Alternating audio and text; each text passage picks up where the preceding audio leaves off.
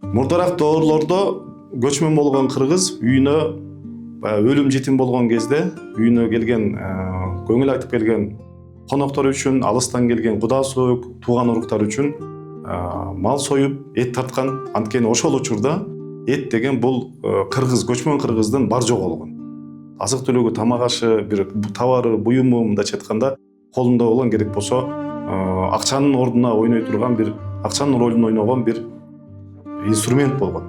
Ошол учурда алыстан келген конокторго мал союп эт тартуу бир кажет болгон, муктаждык болгон жана негизги бир жакшы саамалык, жакшы жөрөлгө болгон. Бирок бүгүнкү күндө чак түштө шаардын так ортосунда өлүм жетим болгон жерлерде, Куран окуткан жерлерде чоң бодо малды союп, ашыкча тамак ашты дасторконго жаюу бул бир ысырапкорчулуктун бир түрү.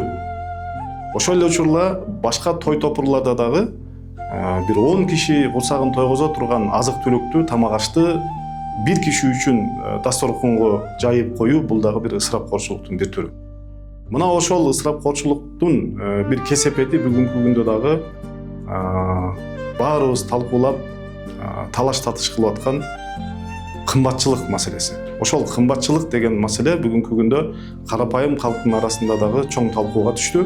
Бирок ошого карабай биз момун мусулмандар Аллах Таала Курани Каримде ачык тыюу салган аятына карабай биз ошол ысырапкорчулукка, ошондой бир кымбатчылык болгонуна карабай кымбат баалуу азык түлүктөрдү алып алып ашыкча сарптап, ашыкча дасторконго жаюу менен дагы баарыбыз ошол ысырапкорчулукка ортоктош болуп атабыз.